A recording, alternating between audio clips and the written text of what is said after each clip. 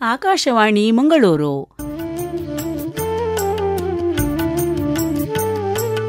ಕೃತಿ ಸಂಪದ, ಅಪೂರ್ವ ಕೃತಿಗಳ ಸಂಕ್ಷಿಪ್ತ ಪರಿಚಯ.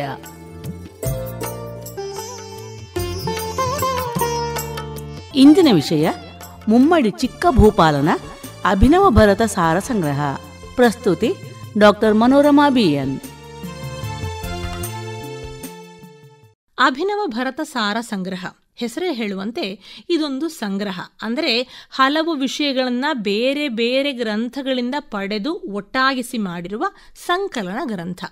ಭರತನ ನಾಟ್ಯಶಾಸ್ತ್ರದಿಂದ ಮೊದಲುಗೊಂಡು ಮತಂಗನ ಬೃಹದ್ದೇಶಿ, ನಾರದನ ಸಂಗೀತ ಮಕರಂದ, ಹರಿಪಾಲದೇವನ ಸಂಗೀತ ಸುಧಾಕರ, ಶಾಂಗದೇವನ ಸಂಗೀತ ರತ್ನಾಕರ, ರಾಮಾಮಾತ್ಯನ ಸ್ವರಮೇಳ ಕಲಾನಿಧಿ, ಸೋಮನಾರ್ಯನ ನಾಟ್ಯ ಚೂಡಾಮಣಿ ಮೊದಲಾದ ಇನ್ನೂ 10 ಹಲವು ಗ್ರಂಥಗಳ ಲಕ್ಷಣಗಳನ್ನು ಸಂಗ್ರಹಿಸಿಯೇ ಈ ಗ್ರಂಥವನ್ನು ಬರೆಯಲಾಗಿದೆ.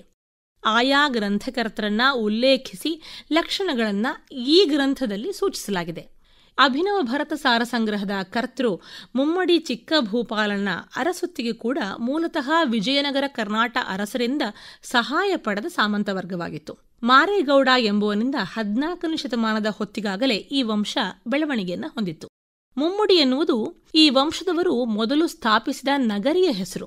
ಅದೇ ಮುಂದುವರಿದು ಈ ವಂಶದ ಹಿರೇಚಿಕ್ಕಪ್ಪ ಗೌಡರು ಬಿಜ್ಜಾದೇವಿ ಮಾರಿದೇವಿಯ ಕೃಪೆಯಿಂದ 1524 ಹೊತ್ತಿಗೆ ಬಿಜ್ಜಾವರದಲ್ಲಿ ಆಳ್ವಿಕೆ ನಡೆಸಿದಾಗ ಆ ಹೆಸರನ್ನ ಬಳಸಲಿಕ್ಕೆ ಪ್ರಾರಂಭ ಮಾಡಿದರು. ವಿಜಯನಗರದ ಅರಸರಾಗಿದ್ದ ಶ್ರೀಕೃಷ್ಣ ದೇವರಾಯರ ಒಲವು ಮತ್ತು ಸಹಕಾರ ಇವರಿಗೆ ದಕ್ಕಿತ್ತು. ಅಂತೆಯೇ ಈ 7 ಸಹೋದರರು ವಿಜಯನಗರದ ಪರವಾಗಿ ಅನೇಕ ಯುದ್ಧಗಳಲ್ಲೂ ಪಾಲ್ಗೊಂಡಿದ್ದಾರೆ. ಮೈಸೂರು ಅರಸೊತ್ತಿಗೆಯಂತೆಯೇ ಗಂಡ ಭೇರುಂಡ ಲಾಂಛನದ ಸಹಿತ ಅನೇಕ ಬಹುಮಾನವನ್ನು ಪಡೆದಿದ್ದಾರೆ. ಬಿಜ್ಜಾವರವು ಸಂತರಾದಂತಹ ವ್ಯಾಸರಾಯರ ಅನುಗ್ರಹಕ್ಕೆ ಕೂಡ ಪಾತ್ರವಾದ ನಗರಿ. ಈ ರಾಜವಂಶದ ಮುಂದಿನ ತಲೆಮಾರು ಹಿರೇಚಿಕ್ಕಪ್ಪ ಗೌಡರ ಹೆಸರನ್ನೇ ಬಳಸಿಕೊಂಡು ಮುಂದುವರಿಯಿತು. ಆ ಸಾಲಿನಲ್ಲಿ ಇಮ್ಮಡಿ ಚಿಕ್ಕಪ್ಪ ಗೌಡರ ಮಗನಾಗಿ ಅಭಿನವ ಭರತ ಸಾರ ಸಂಗ್ರಹದ ರಚನಾಕಾರರಾದ ಮುಮ್ಮಡಿ ಚಿಕ್ಕ ಭೂಪಾಲರು ಇದ್ದಾರೆ. ಇವರ ಮೊದಲ ಹೆಸರು ಸಪ್ಪೇಗೌಡ. ತಂದೆ ಮತ್ತು ಇವರ ಅಣ್ಣ ಯುದ್ಧರಂಗದಲ್ಲಿ ಮಡಿದ ಬಳಿಕ ಇವರು ಮಧುಗಿರಿಯಲ್ಲಿ ಪಟ್ಟಕ್ಕೇರಿ ಮುಮ್ಮಡಿ ಚಿಕ್ಕಪ್ಪ ಗೌಡ ಎಂದೇ ಹೆಸರಾದರು.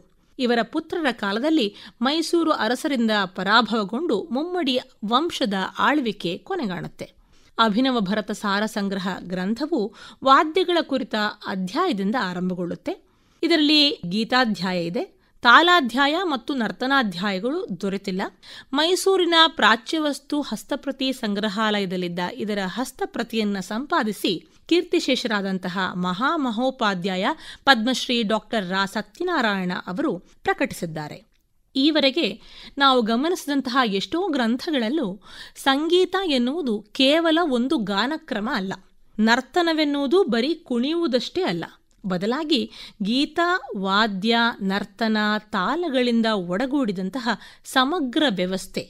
ಅದರ ಮಾರ್ಮಿಕ ಸಂದೇಶವೆಂದು ನಾವು ಕಾಣುವುದಾದರೆ ಕಲಾವಿದನೆನಿಸಿಕೊಂಡವನು ಕೇವಲ ಯಾವುದೋ ಒಂದು ಶಾಖೆಯಲ್ಲಿ ಪ್ರಾವೀಣ್ಯನಾಗಿದ್ದರೆ ಸಾಲದು, ಬದಲಾಗಿ ಅದರ ಸೋದರ ಕಲೆಗಳನ್ನು, ಅದಕ್ಕೆ ಸಂಬಂಧಿಸಿದ ಪರಿಸರಗಳನ್ನು ಗಮನಿಸಿಕೊಂಡಿರಬೇಕು.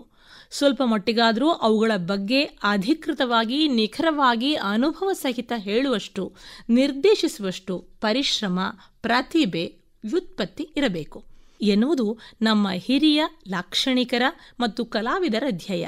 ಅದನ್ನು ನಾವು ಯಥಾಸಾಧ್ಯ ಅನುಸರಿಸಿಕೊಂಡು ಮುನ್ನಡೆಯೋಣವೇ?